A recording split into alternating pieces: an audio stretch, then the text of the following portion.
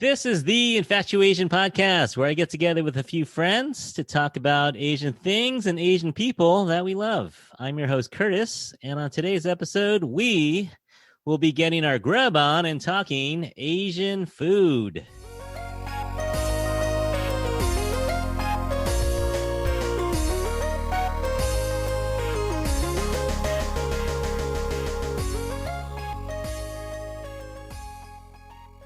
I'm happy to have some people talk food with me. Always good to talk food with people.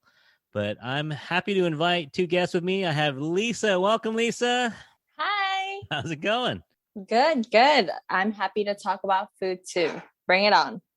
Honestly, Lisa, you were the first person, when I thought about doing this show, you were the first person I thought of, because I've been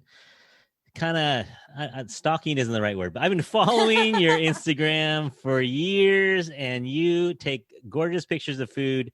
You seem to enjoy food. Would it be safe to say that you live around food and for food? I definitely do. And I think food is definitely one of the things that I take very seriously in life.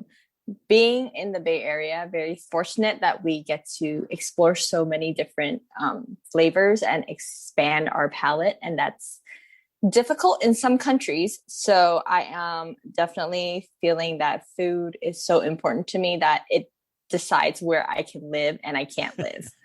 Yeah, and you even the Bay Area wasn't enough for you. You had to go to Korea and Hong Kong. Where else have you been to eat food and try food? Oh, so I've been to Korea, Hong Kong, Taiwan, China, and Japan so far. I definitely have so many more places I still need to explore. But as you can tell, Asian food is definitely one of my favorites and kind of like a staple that is my comfort food that I always go to. Yeah, we'll definitely talk Asian food today. That's our whole premise here. And we have Erin. Hey, Erin, how's it going? Good. Hi. Thanks for having me. I remember, Erin, it was not even that long ago, when Erin messaged me one day like, hey, I'm trying to get into food photography. You know, your sister's in the industry. If you guys don't know, my sister kind of does a lot of food events. But she's like, how do I get in? And I was like, I don't know. My sister said, just work. Just get some jobs and work around food. And now Erin is a professional food photographer. She has worked with companies such as Uber Eats, Chipotle, the Food Network, and over 250 restaurants. So you're living the dream, Erin. You were dreaming about this 4 or 5 years ago, and now you're living That's right. And that's so funny that you mentioned that, because I can't believe that's been 5 years ago, but your sister actually emailed me maybe a year and a half or so ago, because I know she was working with Tartine for a while, or she still does work with them. And the project, we didn't end up working together at the time, but I was like, that's so funny. I was trying to reach out to you 5 years ago. And so that's a cool connection there. But yes, thank you. I know, that was so cool. But yeah, thank you. That is cool. Yeah, I've checked out your Instagram. Really nice.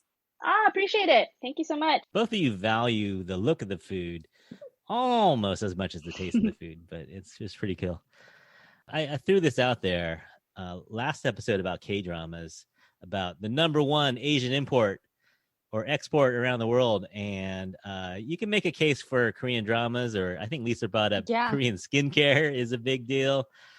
But I think in terms of total love and total volume, I think it's food. I think the number one Asian export around the world is food. And let's see. Let me ask you a couple quick questions. Since you guys are kind of in the food industry a little bit, when did you realize you had a love affair with food? When did this happen for you guys? For me, I think my love for food has started at a very young age because my dad is a chef. So not to say that I have standards, but because his food is pretty good. So I am a little bit judgy on the food when it comes to taste and texture. So I would say at a really young age. And one of the funny story is that I have a really huge appetite ever since I was a kid. And being Asian, I eat like 5 bowls of rice for dinner. And that's just like dinner. So I don't think there was a realization that I love food. I've just always been such a big food fan. Because I have friends who just like, they don't really eat, and I don't understand it. Yeah, there's that saying in French. I think it's like some people eat to live and other people live to eat, right? Yes, you're right. I just realized I have a friend where he's a great friend of mine. But when I said I have a love for food and I have all these like descriptions of flavors, and he's just like, I consume it because I need energy, but it doesn't really matter how it tastes. I had a friend, yeah, like that too. He was like, if I could get all my nutrients in one pill a day, like I would be fine with that. And I was like, wait, what? Like, I think this might be the end of our friendship. Like, what kind of thinking is that? I think it's weird.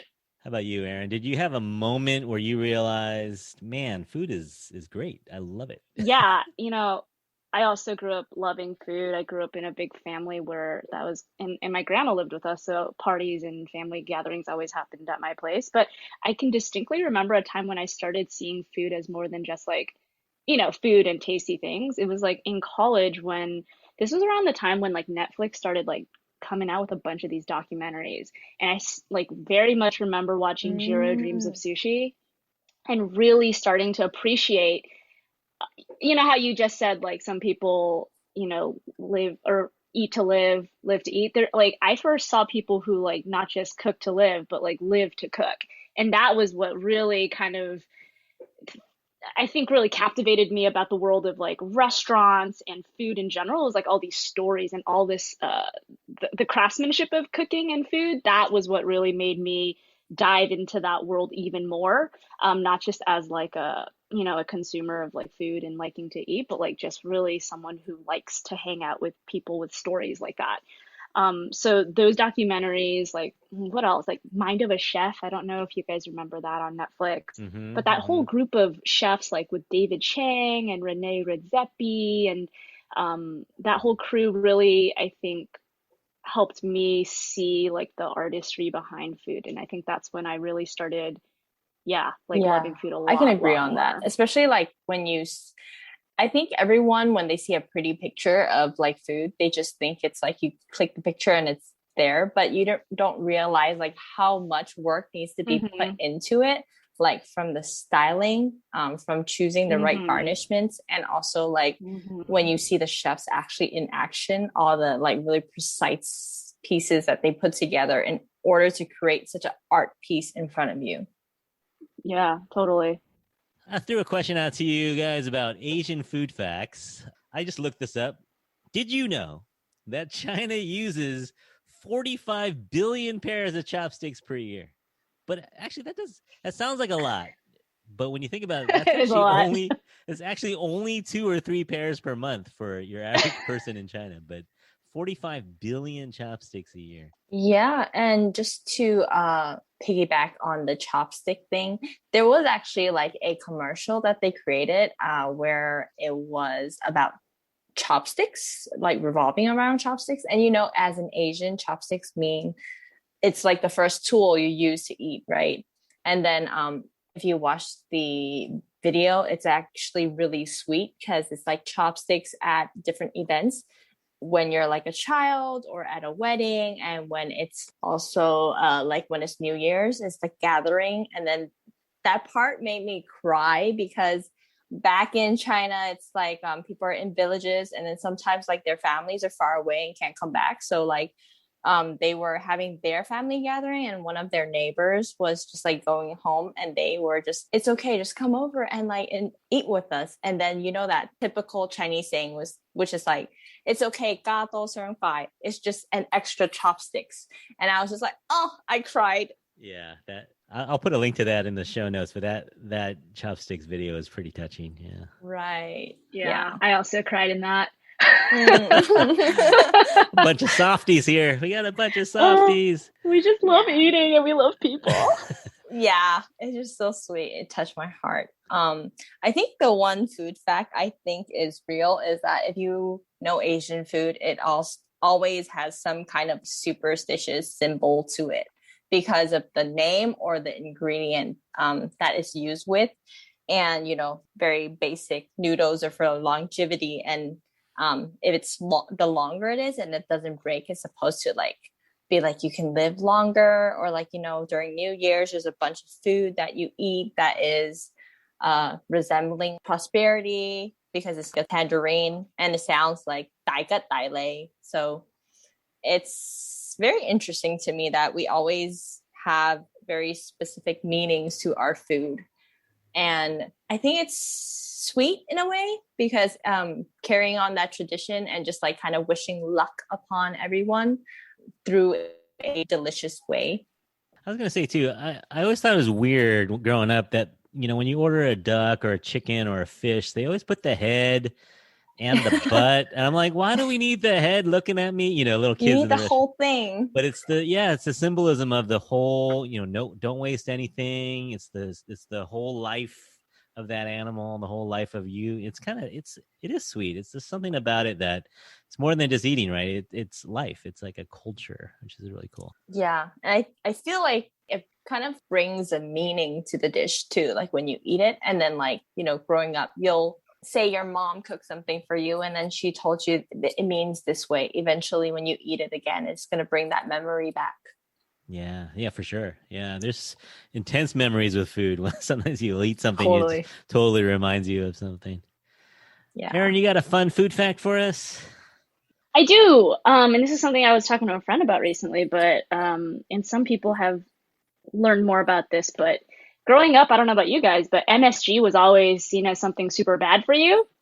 And it was always like, oh, like don't eat too much of, you know, this stuff, or like at restaurants, because there's always MSG in it, and that was seen very, very negatively. But there's actually no proven research that MSG is bad for you.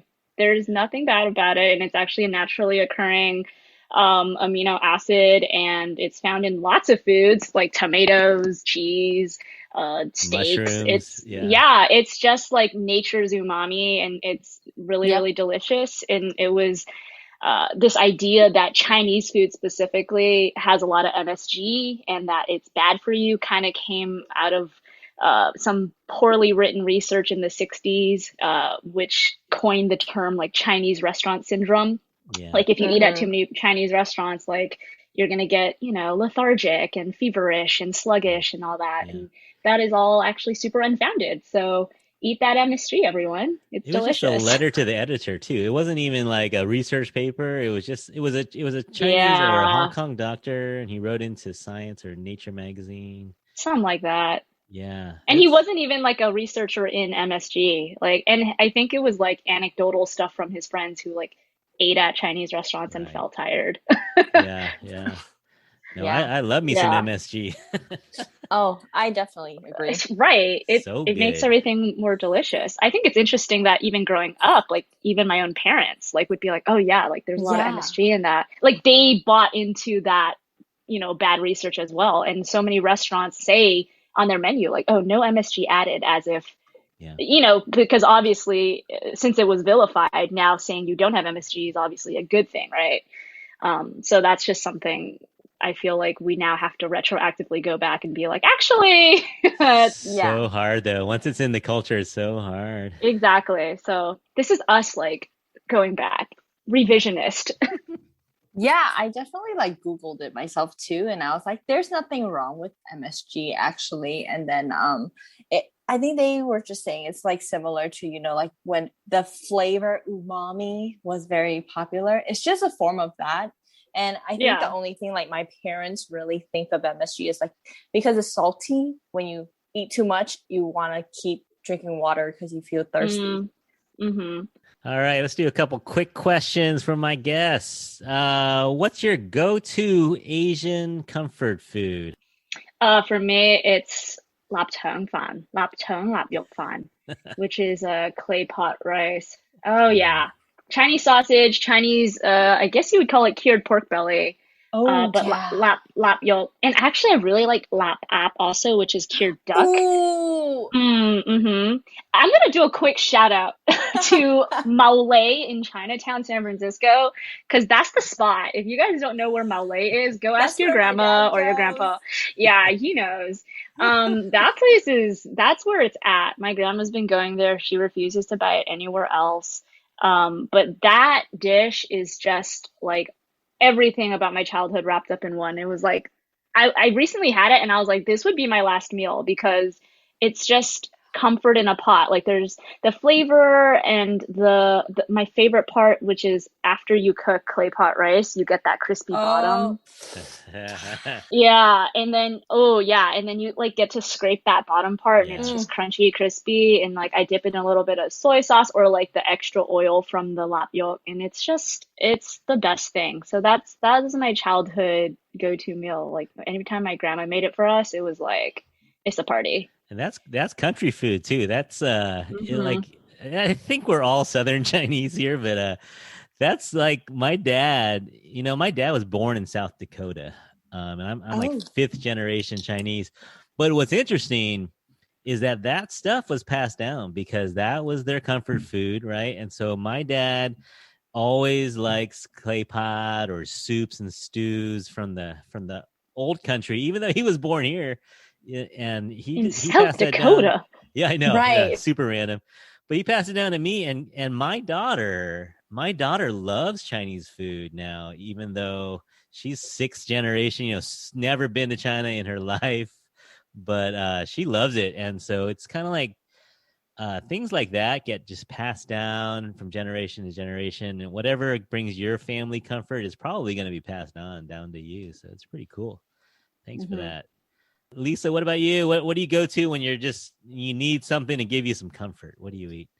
Ooh, comfort is definitely like Chinese soup and Chinese dumplings because with Chinese dumplings, you can have so many different types of ingredients. So it doesn't always have to be the same one.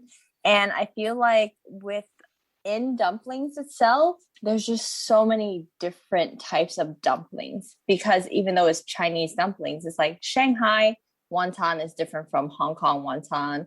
And then like if you want to eat a certain type of dumpling with pork and leek, or then you want to have shrimp and leek, or like, you know, just pork and bok choy. It's just so many. And then you can also play around with the sauce.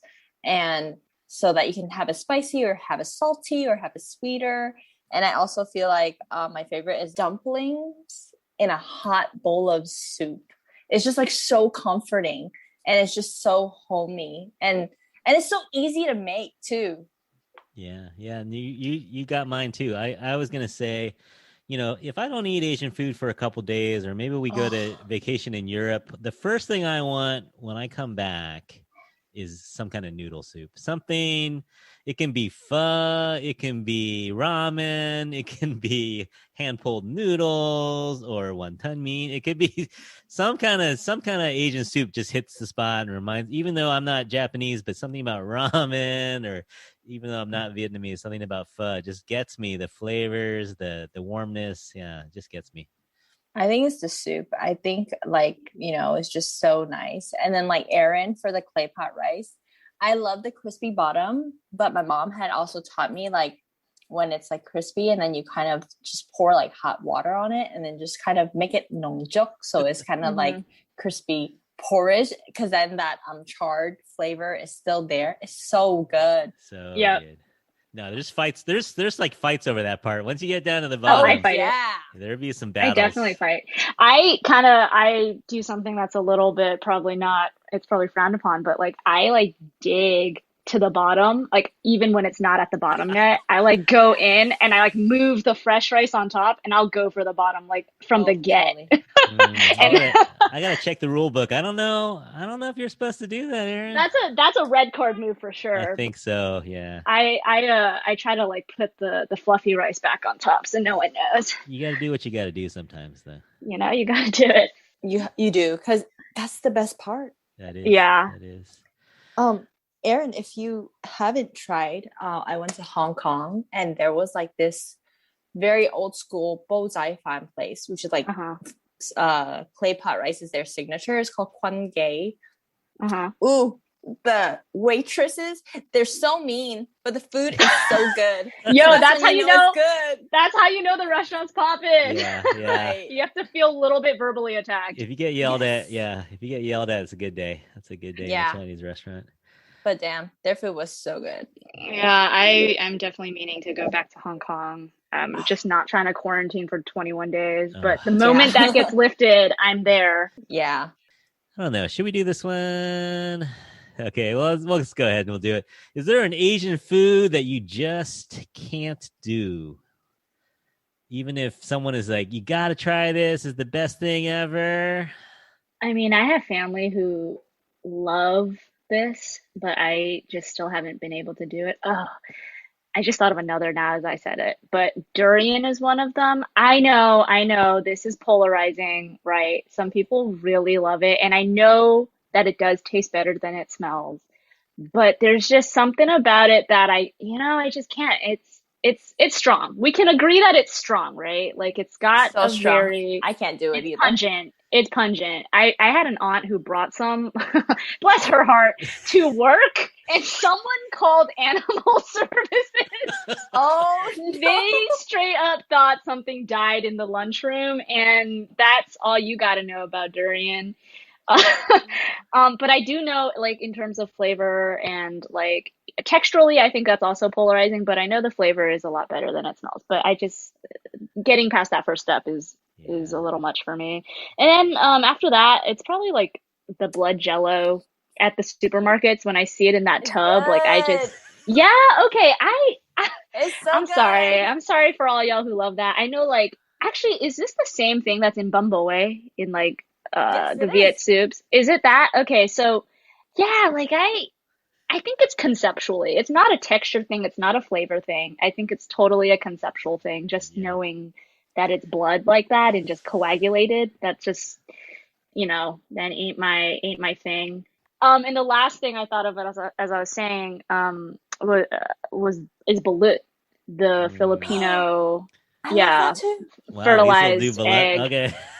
All right, Lisa Lisa. eats, man. Lisa eats. Yeah, Lisa eats. Hashtag Lisa eats. Um, yeah, that one gets me a little bit. I think it's the whole seeing the animal and then also its half developed feathers. Okay. Sorry if anyone doesn't know what this is. That might be a trigger warning if you ever wanted to Google it. It is like, But for balut, I don't eat the actual chicken there. I only eat the white and the yellow part. My mom eats the duck part or the chick part. Yeah. I see. And 'Cause- like, isn't there like a soup? Yeah, it's in a soup. So I drink the soup, but then like I take out the chick. Like I don't eat the chick. Like I That's just so eat the you white. so you don't eat balut really. Okay, I You eat half half eat of it.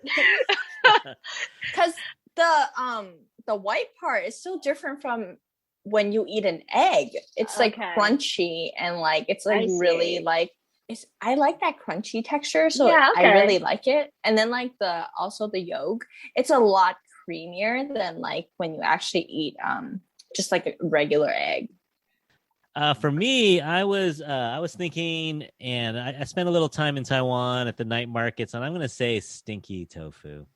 Again, it's probably not the taste, but I can't get it past the lips. If I smell it a mile and a half away and it smells like feet, I'm running. I'm not gonna get it in my mouth. Yeah, no, thanks. I mean, I know people in Taiwan, they live for it, they love it, they try to get it here in America. It's hard to find, but I will pass on the stinky tofu.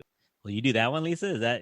Is that on your list? Oh man, I feel like I can eat it. Like I just don't bring myself to eat it. Like you guys did mention stinky tofu and durian. I don't do either of those. I was so upset one time when my dad came home with durian because I didn't know when I was younger. And I was like, why would you bring this home?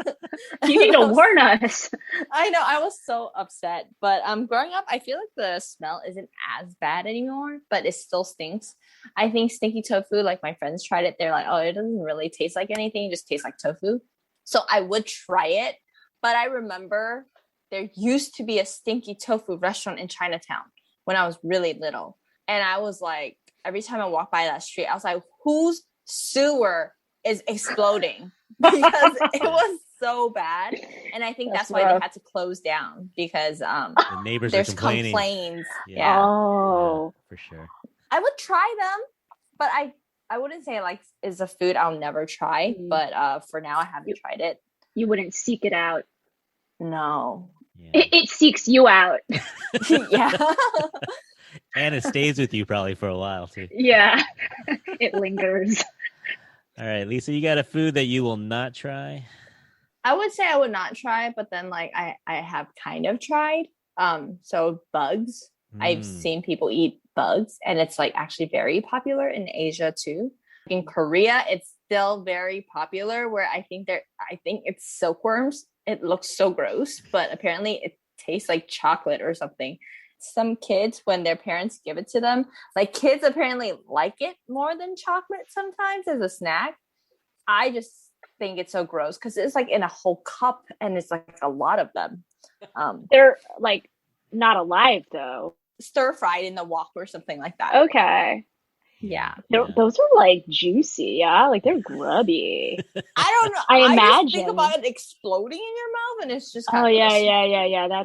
That's fair. Oh, that's so interesting though. It's so about context though, right? Like if you grow up eating that as that, like that's your treat, like I totally get it. Yeah, I But get like, it. but yeah, I agree though. I think as like, like Americans, it's just like that's so far out. Mm-hmm. There was like a bug shop in San Francisco before when I was in high school, and one of our teachers, he brought us chocolate covered worms or something like that. And I did eat one. It tastes like a Kit Kat.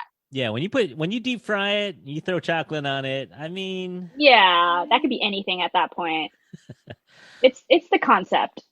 But it's like when I was in China, like we walked by like this nightstand and it was pretty gross. Like it's a stand that just sells, I don't know, like fried bugs, and there's like spiders, scorpion and stuff. And I was just like, oh, that does not look appetizing. Why do people sell it? But I did take a bite of a spider leg and that was it.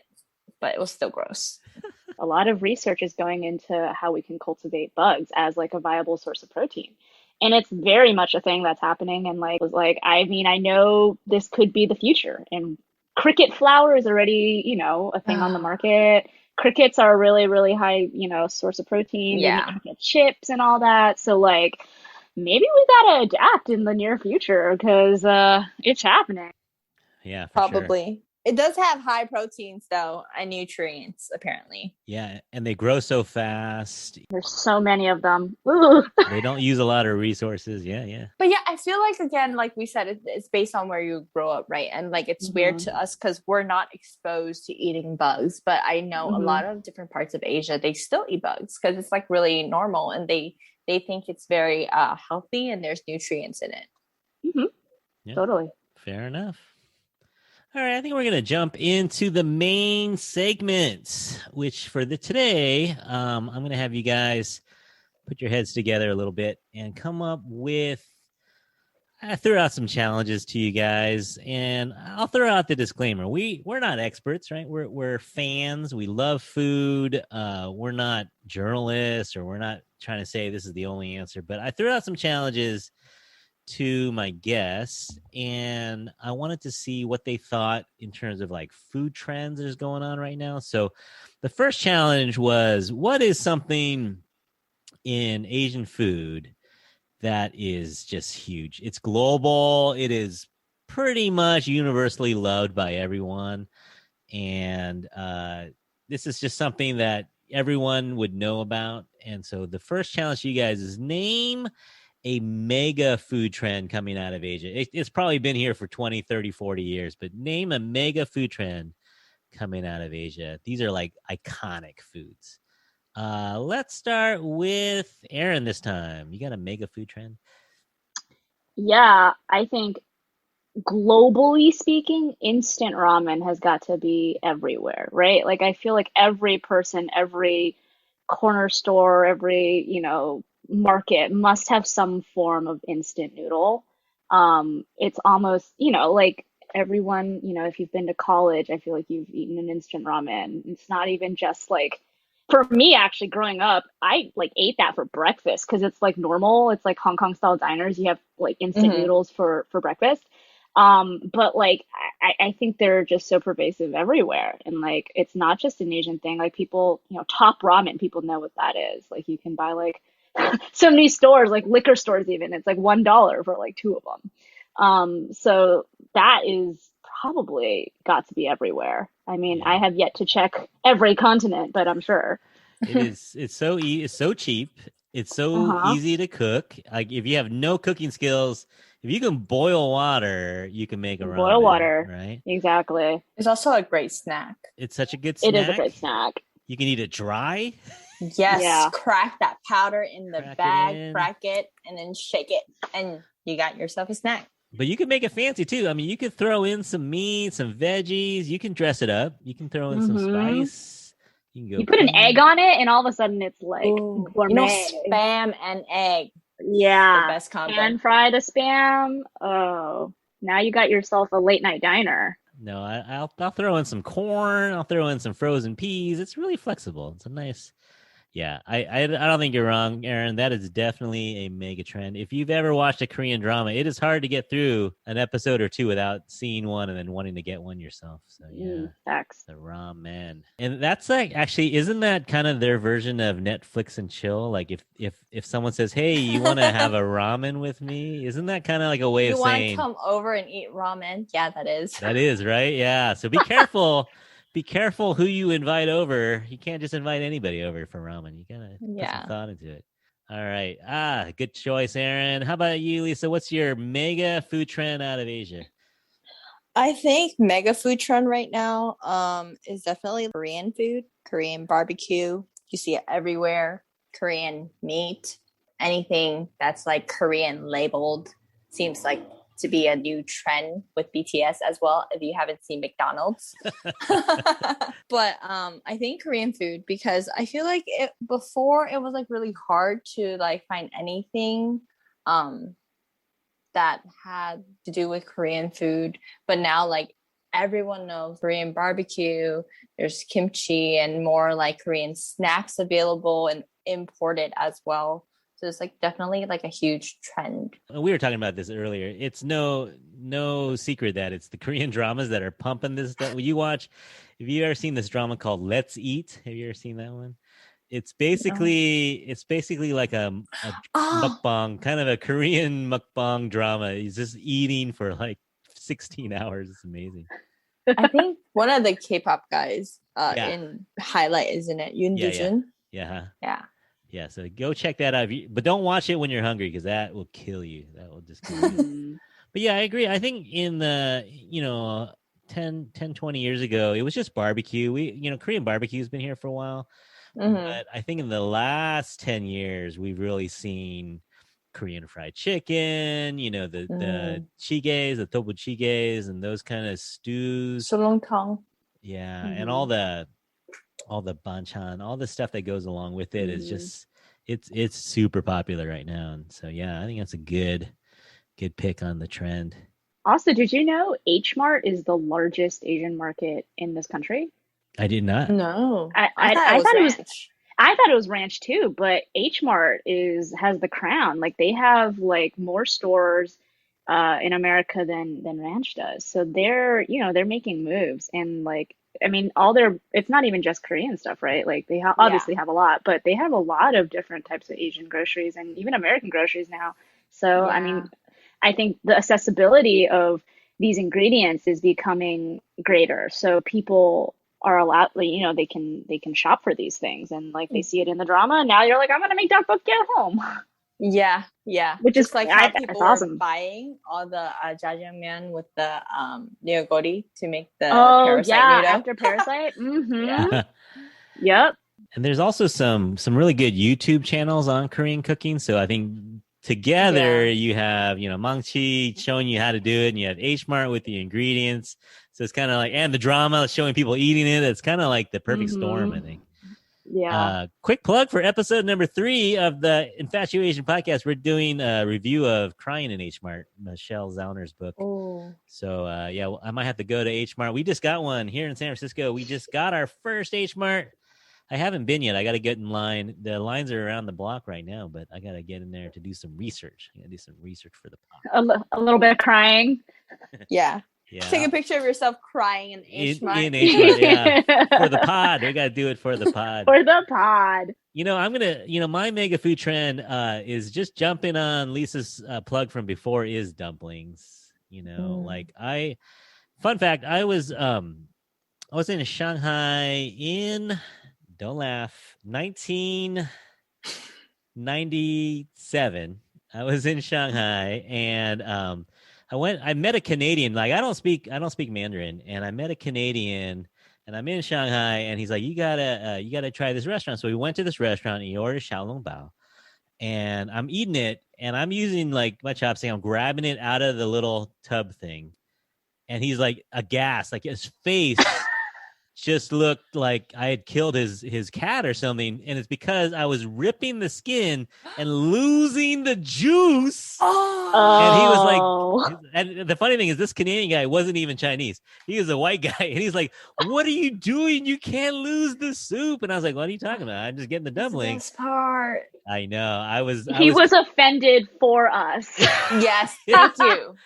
For you, Canadian 1.4 billion Chinese people out there, he was aghast, and he showed me. Collective sigh. He's like, you gotta scoop it. You can't just rip it off the bottom. You gotta scoop it up and get the soup.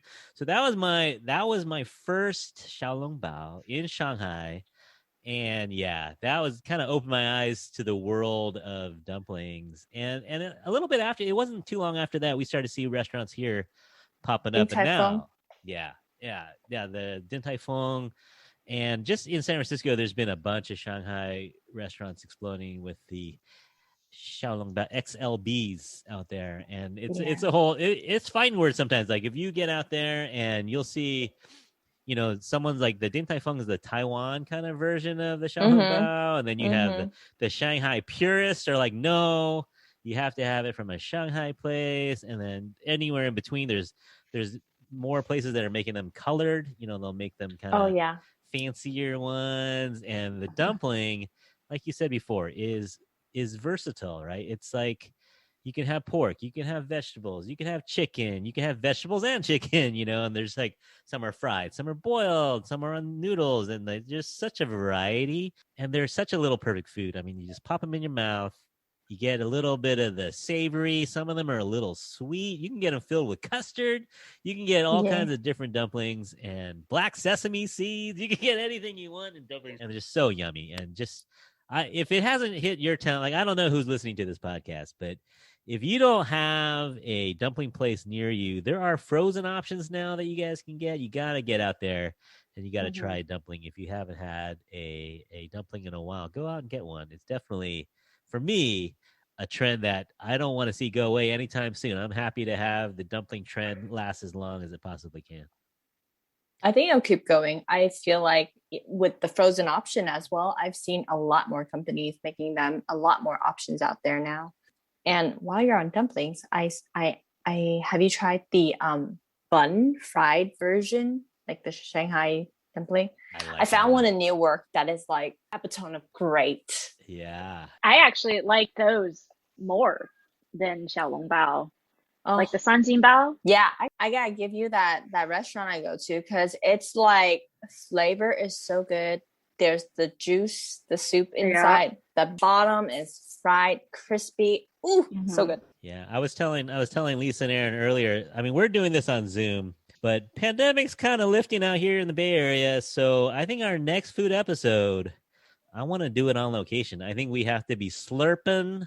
We got to have juice running down our chin while we're talking here. It'll be like an ASMR mukbang podcast combo. We're just going to do it. And for all those of you who are not in the Bay Area, sorry, I don't know what to tell you, but you got to get out to the Bay or New York or LA or San Jose. You got to get somewhere to get your dumplings on, or at least Trader Joe's. At least go to Trader Joe's, get some dumplings. They're not bad. They're not bad, honestly. They're not the best, but yeah, no, Trader Joe's has some legit Asian options. I might have to have a whole episode, a whole podcast on frozen Asian food, because I think it's legit. All right, moving on to our next category. Good job, guys. Good picks. I agree with all of them. The next category, now this one is, you may disagree. You may say, oh man, that's been around for 10 years already. But for us, it's kind of something we chose. That's a little buzzy right now, that we're starting to see more restaurants opening up. We're starting to see some newer things coming on. So this is a buzzy trend. Name something that you are seeing more and more of, and you're happy to see it. And it still has room to grow, though. It's not oversaturated. Not necessarily everyone has tried them. So this is kind of something that you've kind of noticed popping up a little bit more, and you're happy to see it. I think there are two different food trends that I am happy to see more of. One is like street food. So I feel like we have a lot of like Chinese food where it's like family style, like dining type of style, but the Asian street food is where we definitely cannot compete with Asia right now. And for one example, there's one that opened in the Bay called Lin Street Food, I think. And they did the Taiwanese big size, like popcorn chicken. And I remember when I was in Beijing, I had something similar. And that was like 10 years ago. And the cooler thing is they had cheese in my chicken. So it was like, oh, so good. I can see you flashing back right now. Your eyes are kind of glazing over with a tear. Yes, definitely. But like definitely Asian food trend. I just think there's so much easy, small, snackable items that we don't have here that we can bring more of. And one of them is mochis with fruits inside. I've had some here and they're not really that good because like it's really hard to get like the mochi texture. And I mean, it differs from different Asian ethnicity as well. Like Japan has their own. But from my own experience, I don't even like mochi. When I went to Macau, we saw like a stand that had the fruit mochi, and I bought like one to try it with my sister, and then we stood aside, took a bite. I stepped back over and ordered 3 more. It was so good because it was like fresh fruit, and instead of like making it like really small with a cube of the fruit, it was a big slice of fruit in the mochi. So it was just like the flavoring was so good together, and because the mochi has such a great texture.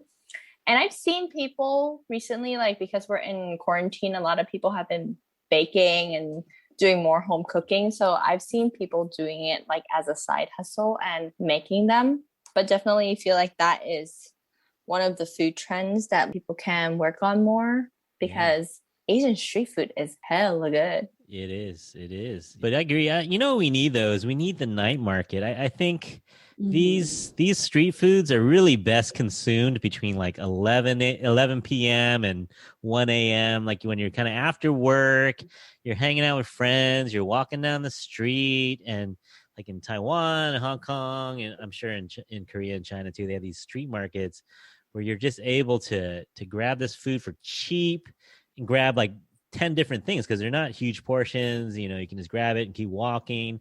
So you're kind of walking it off while you're eating it. So yeah, we gotta get the night markets over here. So that'll really help it take off. Yeah. That kind of goes with what I was gonna say, which is these desserts, actually Asian desserts that are trendy. I think now that I'm thinking about it, what the trend is actually just opening more dessert bars. Like that's such a part of Asian culture, right? Like after eating, like you just said, like hanging out at night and like just getting dessert with someone, like 9 p.m., like hanging out with friends, like you get agates, you get some sort of tangsoi or like sago or, something like that. But if you think about it in like the US, like the only late night places you can really hang out are bars. And that's always like, drinking and going out like that. But like just having dessert bars or dessert cafes that are open till like 1 or 2 a.m. That's like super common in Asia. And like I feel like that's not buzzy in the sense that like we've never seen them here and they're just popping up, but I would love to see more of them because I think people are starting to eat some of these street foods and get a taste of sort of these Asian desserts that it would be great to have like dedicated restaurants where you can like take it with friends and eat these things. Yeah. I feel like it's very cultured because if you think about it, in our Cantonese term, we like specifically have a term, what we call late night snacks, which is siu ye, right? And that's just like a term just for that time of the day to eat. I agree. Like I love eating like all the sweets and all the snacks. And being like under 18 or under 21, you can't go to bars. So like kids, we always went to Tong Soi Po's and just like ate. Yep. Oh, let's hang out at 9 p.m. But let's be safe. Yeah. Exactly. And it's refreshing, like you get some shave ice in Taiwan and you throw on all the toppings, the red beans and the mochis and the... Oh yeah, like meat fresh. Yeah, exactly. Yeah, meat fresh. See, that's kind of a thing that's new to us here, but like totally a thing in Asia. In Taiwan. Yeah. Taiwan, yeah.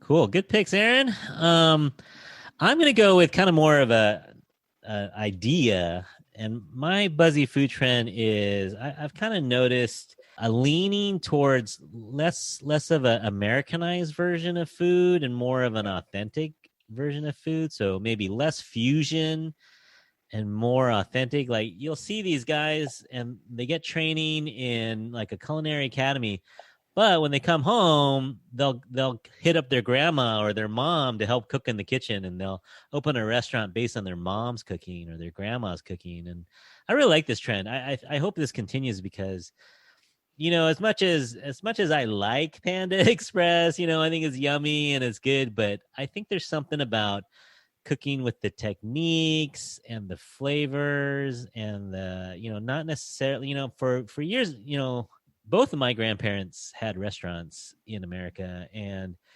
I think back in their days in the 60s and 70s and 80s, they had to tailor the taste to the neighborhood. Whoever was eating it, they had to kind of make it a little more Americanized or use things like celery or, like use ingredients that they wouldn't normally use, but it just kind of fed into who was buying their food. But lately I've seen more restaurants kind of trying to go back to the old ways, the old techniques, maybe digging into a family recipe. And this is not just Asian food. I think this is true for a lot of international food. But I like this trend, and I want to see more of this. I want to see more moms and grandmas recipes, hidden into the kitchen and getting it out to the tables. I'd love to see that. Agreed. I think it's also because, I feel like, Asians didn't have that much of an opportunity to open the restaurants before, but now with like more resource, and I think that's how we are able to keep restaurants on for longer, because I know that's definitely like a very common thing back in Asia where like, oh, it's been passed down for generations and like the recipe's 100 years old and people would line up to eat there. So I definitely agree. I love that trend, and I hope that trend stays in America as well. Well, some of these big hotels in Vegas, they knew they had clientele coming over from Asia and all over the world, and they were flying in chefs from Beijing, flying in chefs from Hong Kong, because they knew they had to be legit. If these people are coming from Beijing, they need to have authentic food. So Vegas in the early 2000s started shipping in some talent to do some of their menus and cooking, and so that's been a good trend. Love it. Now this one is kind of an interesting one. The last challenge I'm giving to you guys is to name something that you kind of see on the horizon, maybe something that's kind of on the down low. Like definitely people know about these, but it's not everyone, right? It's kind of like a trend that might be niche, or something that people kind of are catching on to, but you don't see it everywhere. And so this is kind of my down low trend. Can you think of Asian trend that's kind of on the down low, but it's kind of gaining some momentum? Or maybe it's just kind of like you got to know someone who knows someone to get this. All right. Let's see. Let's go with Lisa this time. Why don't you go first? Well, there are two that I think, being like Cantonese, egg tarts or Portuguese tarts is like such a staple growing up, like dan tat.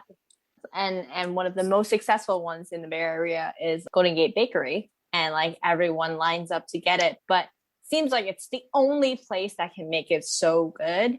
And I feel like I've also seen like the Japanese version of it, which is KB Bakes, I think, don't really remember. But it's like really popular, and they're doing the more like fusion version with the matcha flavors, the ube flavors. So I feel like that's something that's like a download trend that people do want. but there's not that many people who do it for both more authentic old school style and the new version as well. So that's one of them. And because of quarantine, a lot of people have been baking. So I've seen and encountered and tried a few pineapple cake places. If you don't know what pineapple cake is, if you're listening, it's like a sweet dessert that's very popular in Taiwan. And I actually did not like them because I had the ones from the supermarkets here and they are gross. And that changed my mind when I went to Taiwan because in Ximending, they have this street where like you can basically try, like they have like a whole street full of these pineapple cake places and they give out taste testers. And I tried it, but I couldn't get that here. And so when I was able to try people who would bake it, it was like some are good, some are very close, and some aren't that good. But that's definitely something I see people kind of looking into doing now. So maybe there's more. Yeah, no, I've had them in Taiwan. I've never had one made here though. That'd be cool. I like them though. Yeah, not made, like freshly made. Like I've only ever had them packaged in the boxes from the markets. Yeah. Yeah, no, I'd be down. I'd be down for that if they started making them around here fresh. That'd be good. Yeah, it was really good actually. But my friend changed the recipe, so it's all right. Let's see. Go ahead, Aaron, with your pick here. For me, I feel like there's a category of condiments that are on the rise. For me, I feel like I've been seeing chili oil, kind of the crunchy chili oil that's so popular in so many Chinese restaurants, like that starting to take off at like mainstream stores just a little bit. Like it's still seen as very much a specialty condiment, but I see how the great, in the category of hot sauces that it's like making headway. And I think that's really cool. You see like, I don't know if you've been targeted by like ads for like Fly by Jing or any of the Momofuku chili oil sauces. I actually don't quote me on the Momofuku one, but like someone else makes a chili oil or some sort of chili sauce as well. And then also like QP, like the Japanese mayo. I put that stuff on everything. Love that stuff. Good. Yeah, like I feel like if you know that. Like it's so good on fries, it's good on burgers. It's it's a kind of a, I feel like it's one of those holy grail pantry items that is so good just to have on hand, like salads. Oh, it makes the best egg salad sandwich. Yes, that's exactly what I'm thinking of.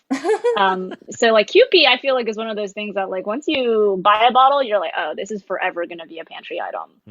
I also think like, is miso, do you consider that a condiment? I don't know. I mean, it's like, it's not a condiment. You wouldn't top something with it per se, but I feel like people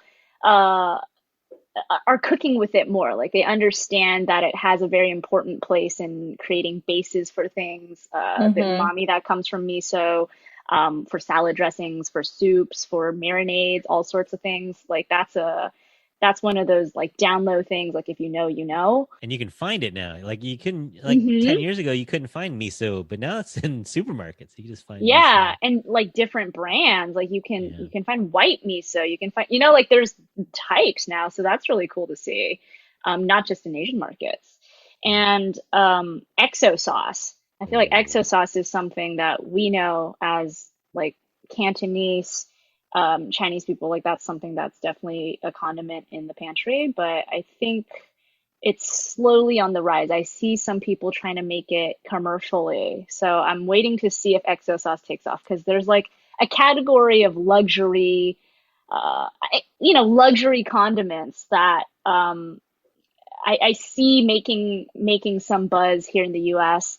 People are starting to get on board with like luxury like condiments. So I wonder if exo sauce can kind of break into that category since Crack it's like the market.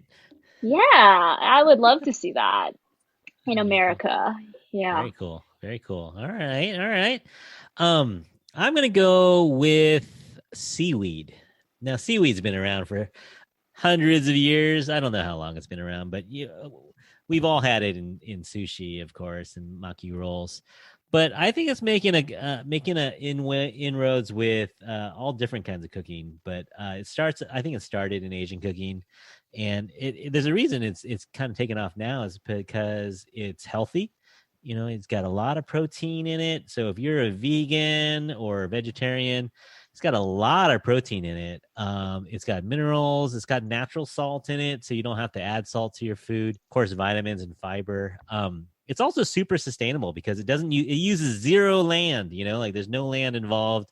It's easy to produce. It of course takes up CO2 and produces oxygen, so it's good for the environment, and it just tastes good. I think it tastes delicious. So good. Right? Like, have you guys ever had kombu?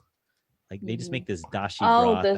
The broth that's Yeah. in every Korean and Japanese soup base. It's so good. Yeah. It's super simple.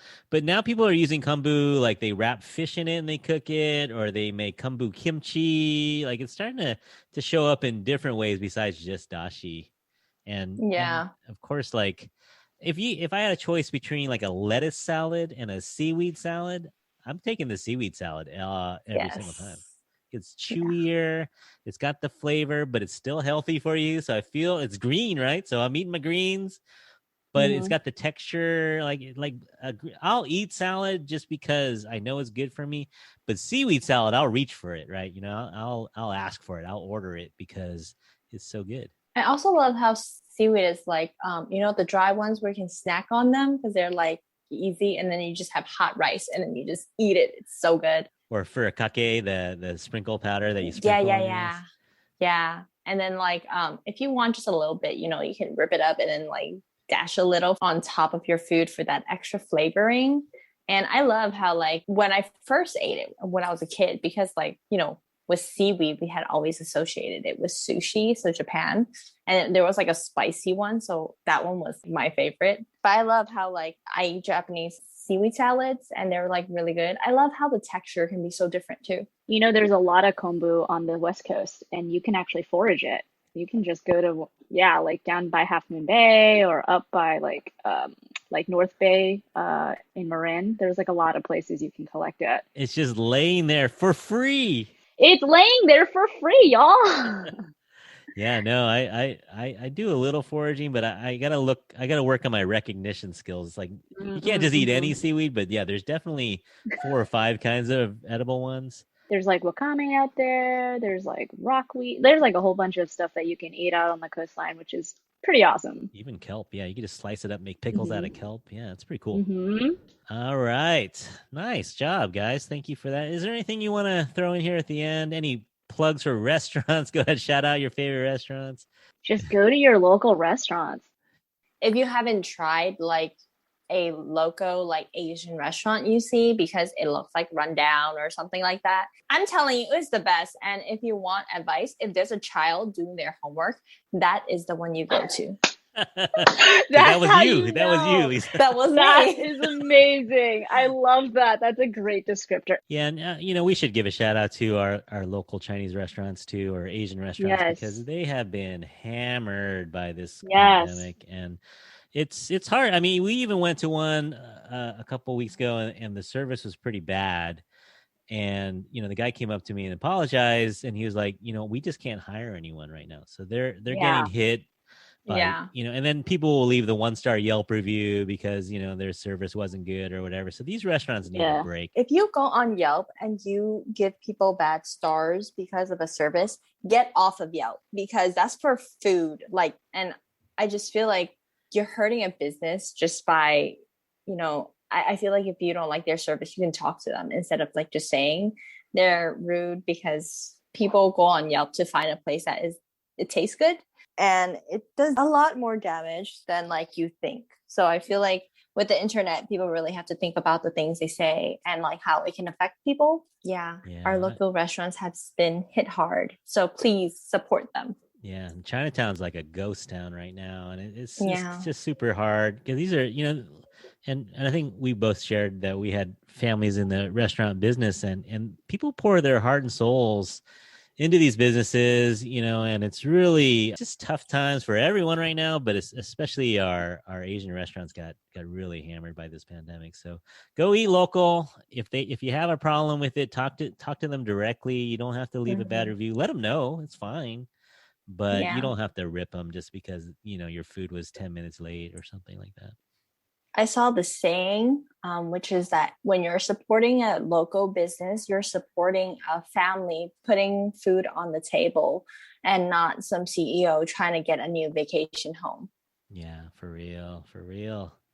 No, it's a struggle. The restaurant business is already hard. I mean, it's already just a tough business. I have a friend who has a Thai restaurant, and this is a couple of years ago, and they were like, "Yeah, we're doing DoorDash, we're doing Grubhub, and we're producing twice as much food, but we're making the same amount of money because they had to hire more people to cook the food, right? But then they gotta, Grubhub takes their cut, DoorDash takes their cut. So by the end of the night, they're exhausted because they had so many more orders. So they're feeling good. They're like, hey, we had 100 orders tonight.